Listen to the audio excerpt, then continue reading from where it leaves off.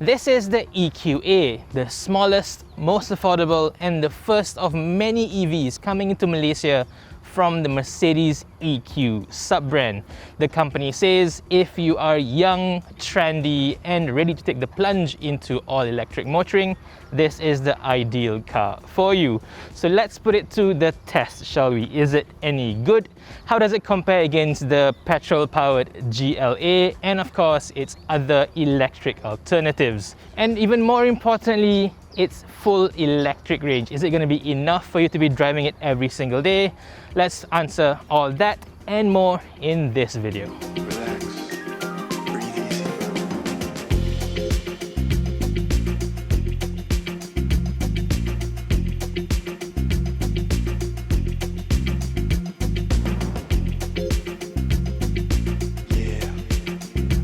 First of all, let's talk about what this EQA is. As you can clearly see, this is based on the GLA.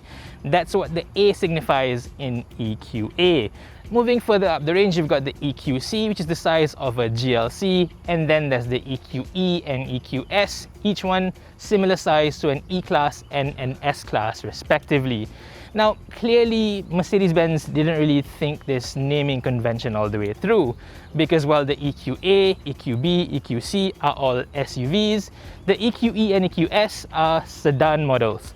And having introduced SUV versions of the EQE and EQS, instead of giving them different names, they've just tacked on SUV to the name. So you've got the EQE SUV and EQS SUV. Not quite the most elegant solution.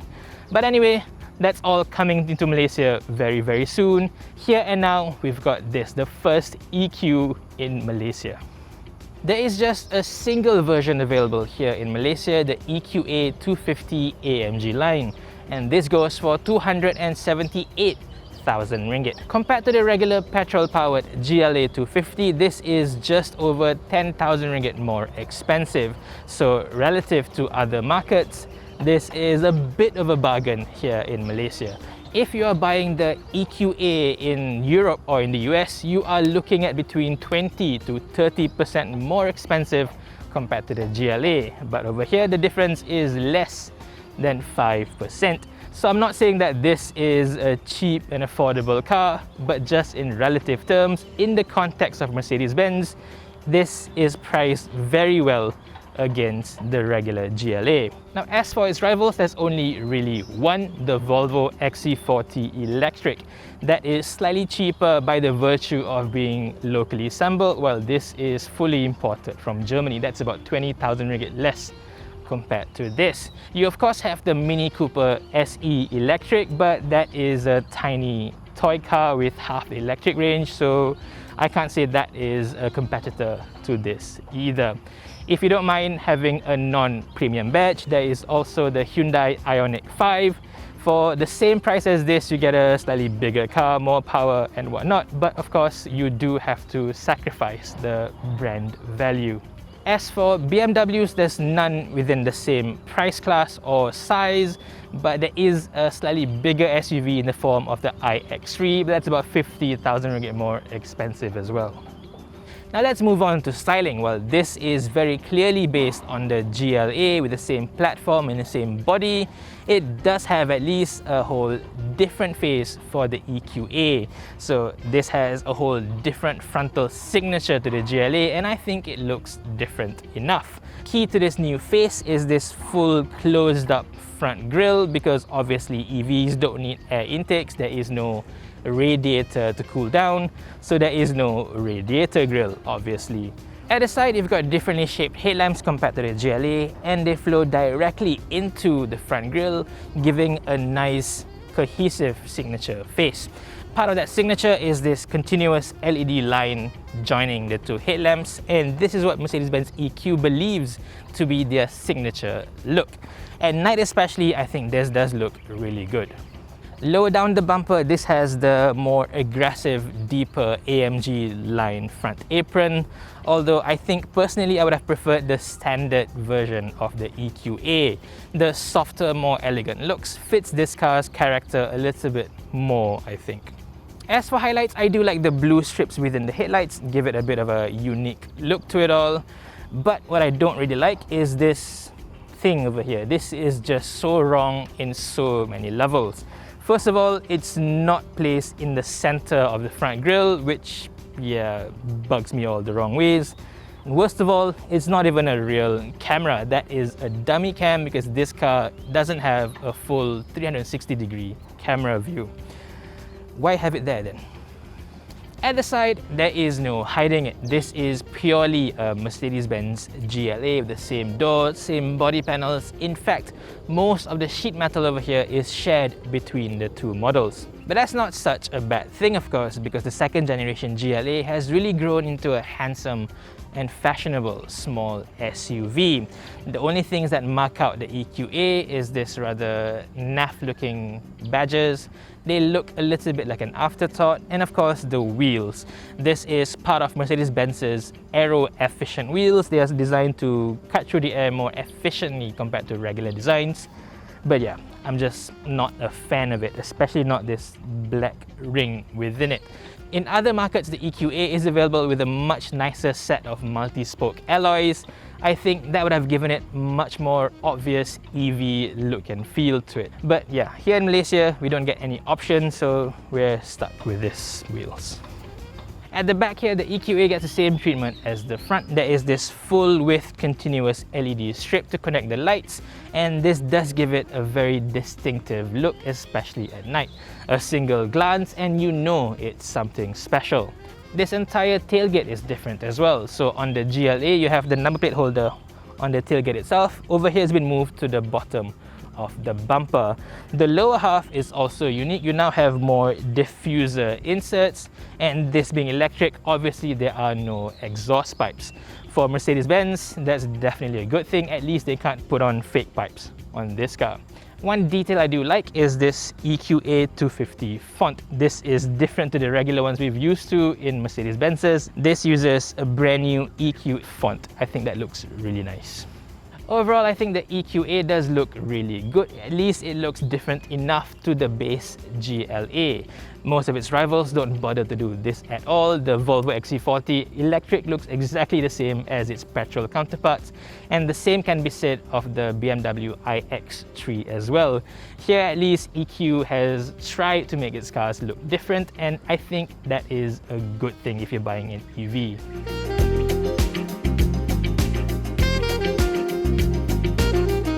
Moving on inside, it's a bit of a different story because Mercedes-Benz has made zero efforts whatsoever to differentiate this compared to the regular GLA. But to me, that's not such a bad thing because what you end up with is still a nice looking interior with decent quality. The second generation GLA that this is based on has really moved the interior game far forward compared to what it was before. So while in the old car you had a lot of nasty plastic pieces, this is a lot better than before. However, what you don't get at all is anything that would suggest that this is an electric car. You don't even get any specific design details within the cluster over here, and that is the same as the standard car. Even this is all still manual. For an electric car to still have to move your steering wheel manually, that's a crime. Usually when you buy a brand new EV, especially the ones that are built from the ground up to be electric, you get a whole different interior experience. Usually you get a much flatter design, much more open center console to be a lot more practical as well. Here, however, it's all conventional. And there are a few good things and a few bad things to go with that. A good thing is this is a design that is completely familiar to most of us. So you've got a nice touchscreen up ahead, well within reach, easy to use, and of course you've got Apple CarPlay as well. This, however, requires a wired connection and not wireless. So yeah, it doesn't feel as modern as it can be. Plus the steering wheel, this is a nice standard round wheel instead of one of those funny shaped EV steering wheels you get in other cars. Those may look slightly more interesting, but trust me, to drive every day in, day out, a nice round wheel is much better. On the flip side though, you really don't feel like you are in something that is different to your previous cars at all. This does not scream like you're in the next big thing. It just feels like a regular car. It starts up like a normal car. It looks like a normal car. All the button placements are very standard, very conventional. Even by Mercedes-Benz standard, this is a pretty old school cabin. This steering wheel is the same as my 5-year-old C-Class. You don't even get the newer designs that's in the S-Class and the latest C-Class. This is technically half a generation behind. So even if you're jumping from an older Mercedes-Benz into this may not be an upgrade at all. Moving on to quality, like I said, this is a huge improvement over the previous generation GLA. The top of the dashboard is covered in nice plush leather. It's got nice red stitching as well. And this bit over here really has a nice quality feel to it, nice and soft, and the texture work is good as well. As you move down the cabin, everything gets slightly harder, slightly more scratchy, but for this class, for this price, I don't think it's too bad. One offending piece, however, is this bit over here. It's all shiny, it's hollow. Yeah. Other than this nasty piece, however, the rest of the cabin, I'd call it decent in terms of quality. As for the back, it's not so good. Purely in terms of space, it's alright. As you can see, I've got a lot more legroom left, and headroom is not an issue as well. I, however, am only 167 centimeters tall, but I do think even if you're above 180, you should be able to sit in the front and the back with not much issues at all. However, what you will find issues with is the seating position, because as you can see, my knees are placed really high. It's not touching the base of the seat at all. This is all because they've had to raise the floor to fit in all the battery packs. So yeah, what you end up with is a seat that is basically placed too low relative to the floor. It's almost like you're squatting by the side of the road, really. Sitting like this is okay for a short trip here and there, but for long journeys, yeah, I think you will be complaining within an hour or two. This is a common issue among a lot of EVs out there. Anybody who sat in the back of a Tesla will know this very well. But at the same time, I do have to mention that BMW has not had to make any changes to the seating position in the iX3 relative to the X3. So yeah, seeing this being so compromised like this, yeah, it's a bit of a shame really. But in terms of details, it's not so bad because you do have rear aircon vents which are missing in the standard GLA in the Malaysian market. That is a crying shame, obviously. At the bottom, you do have a single USB-C charging port, and you do get this, yeah, I would say usable nets in the back of the front seats, although I cannot see how this will last more than a year or two if you use it often. I think within a couple of years this will sag and it look really ugly. As for the boot, the EQA is also severely compromised compared to the standard GLA. Boot space has gone down from 430 litres down to just 345 litres for the electric version. The biggest change is the slightly higher boot floor, and there's almost no underfloor storage now. The most you can fit down there is the charging cable and not much else really. However, 345 litres is still decent enough for a weekend getaway and, more importantly, your regular shopping trips. So I wouldn't say that this is not a practical car at all. At the very least, you do get an electric tailgate as standard. Close your eyes.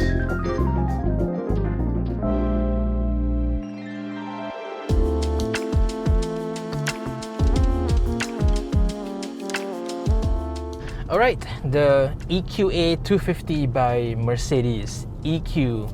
Now, to drive it is very much like a conventional car. It is one of the most normal feeling electric vehicles I've tested so far, and that to me is only a good thing.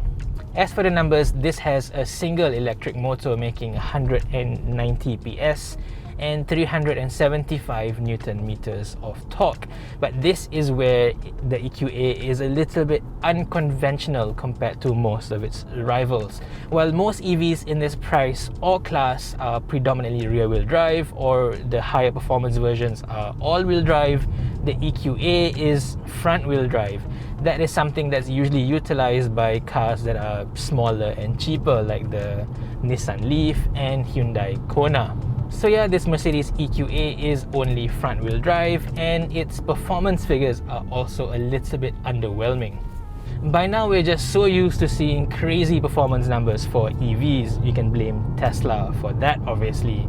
But here, for the EQA250, it gets from 0 to 100 in a claimed 8.9 seconds. That's close to 10 seconds.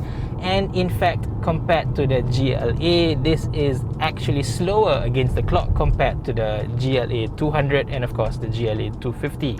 But in reality, of course, the feel from behind the wheel is completely different.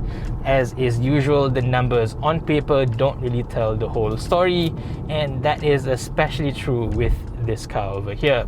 On the move, behind the wheel, this feels like a much faster car than the specs would suggest. If I were to compare this against the GLAs, I would say that this feels as quick off the line as the GLA 250, and I think that is how Mercedes-Benz bases its naming convention as well. The EQA 250 has similar performance levels as the GLA 250. That makes sense, right? But of course, the clock isn't lying to you, because against the clock, this is indeed a fair bit slower compared to a GLA 250. The difference is where the torque is delivered. I think if you're counting from a standstill from 0 to 60, this is as quick, or if not even quicker, than a GLA 250. But beyond that, from 60 to 100, the regular petrol car has a big advantage. To me, I think that is fine, because for most people, what you need is that initial surge of acceleration. Beyond 60, beyond 80, yeah, you hardly ever need such a big acceleration anyway, right?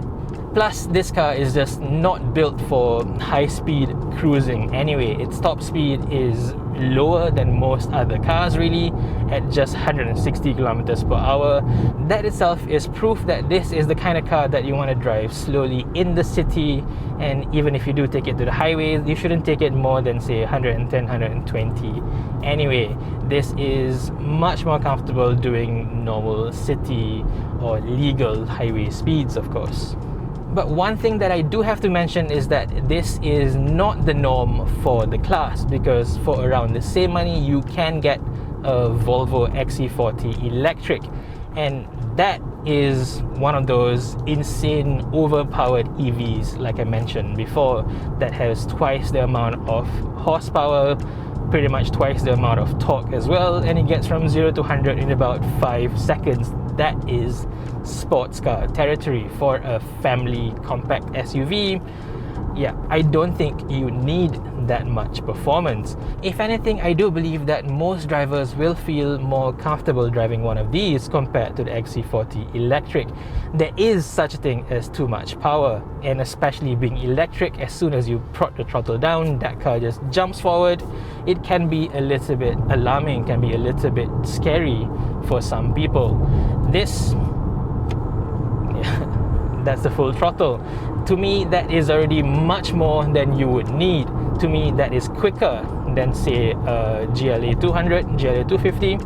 And yeah, there's more than enough performance that you would ever need on Malaysian roads. Anything more would just be a waste, in excess, really. That is pretty much the biggest criticism that a lot of people are throwing against the EQA, the fact that it is slow, especially compared to its competitor. But I think, yeah, it's not even relevant. This is quick enough, this is enough. But just as important for electric vehicles is the real-world driving range. The EQA has a relatively small battery pack at just 66.5 kilowatts. And based on my own driving test cycle, I've averaged between 18 to 18.4 kilowatt per 100 kilometers of drive. So that translates to a maximum driving range of around 360-370 kilometers as compared to the claimed 430 kilometers, of course. That is to be expected. You are going to get slightly less than what is claimed. That is always based on a lab test on ideal conditions. Out here on Malaysian roads, you get a lot of traffic, a lot of times where you're moving a lot slower than you should be. So yeah, it is completely expected to get less mileage than the claimed figure. But even then, 370 versus 430, the gap is, I think, fairly big. In most other EVs that I've tested, I do get slightly closer to the claimed figure compared to this. So yeah, this is not quite the most efficient EVs out there, which to me is a bit of a shame really, because being as slow as it is, you would expect it to be, you know, better in terms of efficiency compared to other EV models. But yeah, that's just the way it is with EVs. With conventional petrol cars, the higher the performance, the higher the fuel consumption. That is to be expected, right? But with EVs, that's not necessarily the case. And with the EQA, yeah, it does give it a bit of a underwhelming combination of slow performance and high consumption. So yeah, that's not quite an ideal combination. But at the same time, 370 kilometers of real-world driving range is really not so bad either. For most people, that is going to be more than enough. Say you do an average of 2,000 kilometers a month. With this car, all you have to do is charge it up twice a week and yeah, you're good to go. Obviously, you will need a home charger for that to happen.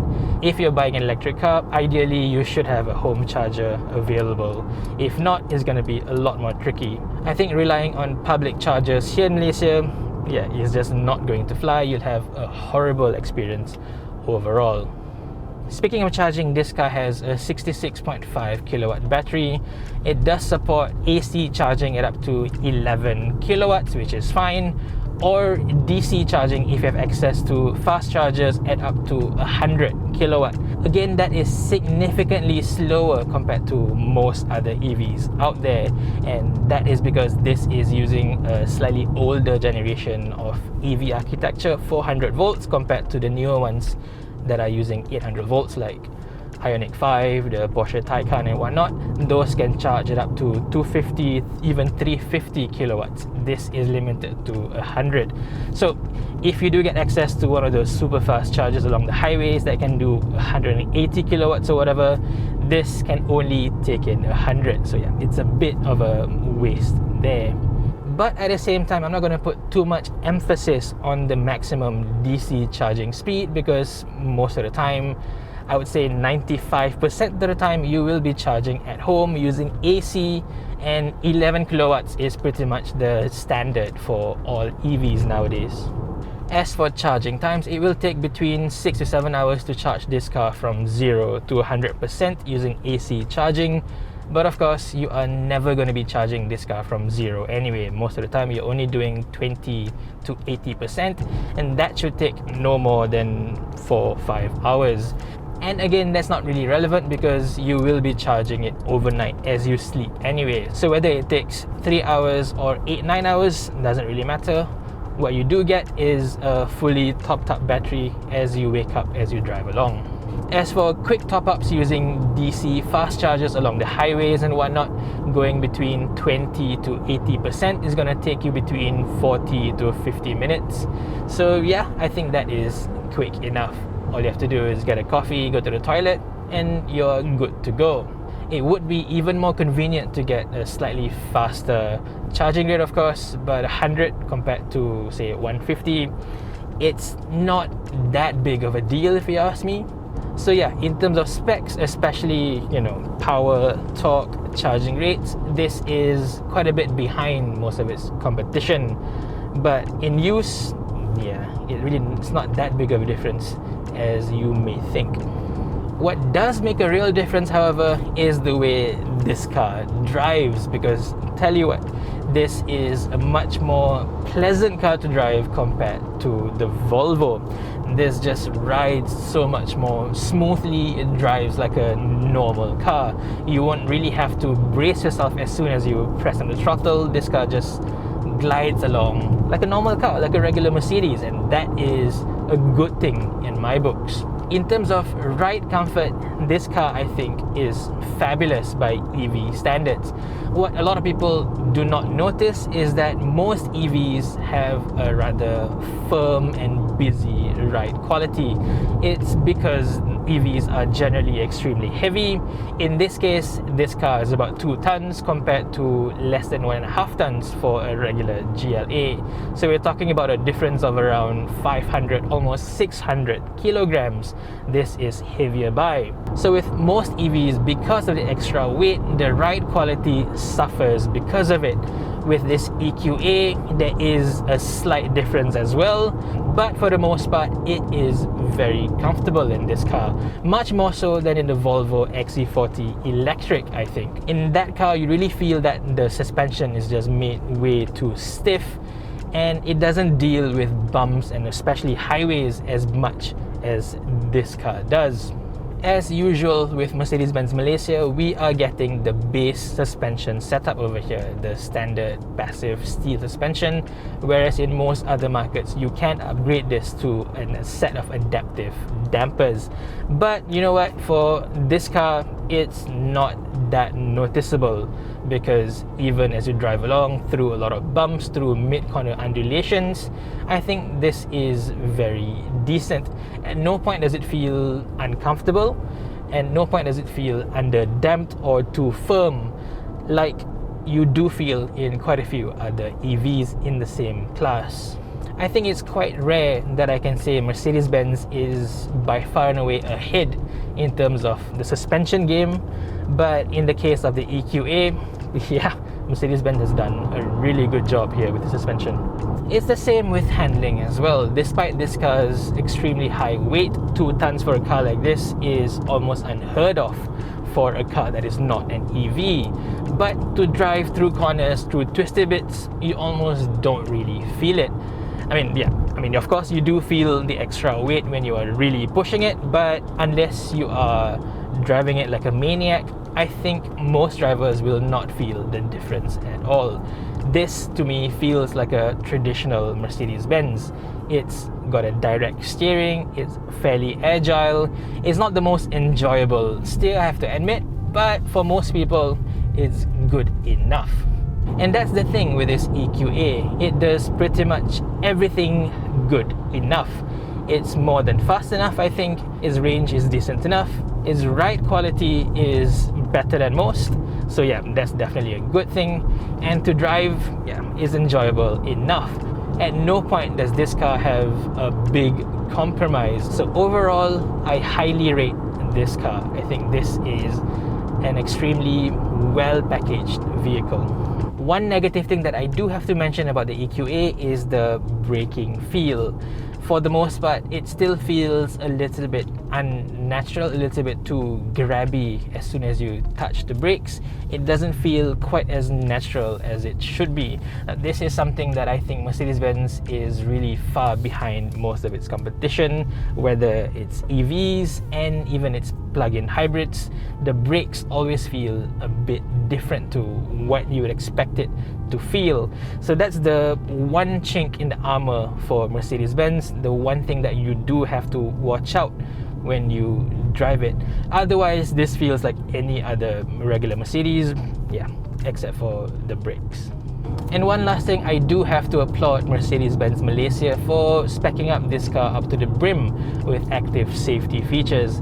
This is the cheapest car in the MBM range to have the full semi-autonomous driving features, and this is a good one. You don't get this unless you get a 400,000 ringgit E-Class, and it's missing in the entire C-Class range as well, but it's available here on the EQA. So this does a really good semi-autonomous driving on the highways in a jam. This really does make your driving a lot more enjoyable.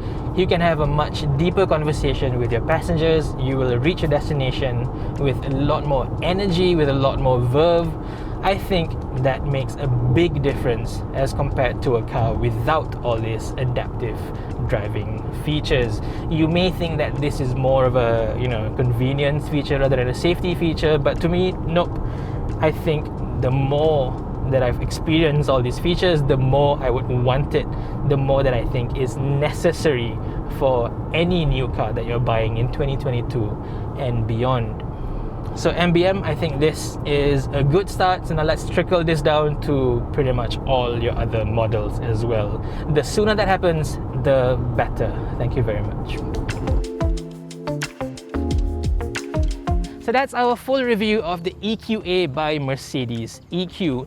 Overall, this is a very likable car. It does a lot of things very well with minimal compromises here and there. Now, obviously, in terms of performance, this is one of the slowest EVs in the market today, but that's not such a bad thing. This still has more than enough speed for most people, and at the very least, this is not scarily or dauntingly overpowered like some of its other rival EVs are. As it is, this is much easier to drive like a conventional car, and I think that will count for a lot for this car's target market. If you look at the specs alone, I think it's easy to completely dismiss this car outright. But this is one of those rare cars that is more than the sum of its parts. As cliched as that sounds, it really is true for this very car. This is one of those cars that you really have to throw the spec sheets out of the window and come at it with an open mind. With this, I assure you, you will come away very impressed, as this is an excellent starter EV for Mercedes-Benz, I think. So what do you think of this review? Let me know in the comment section below. Thank you for watching and stay safe, everyone.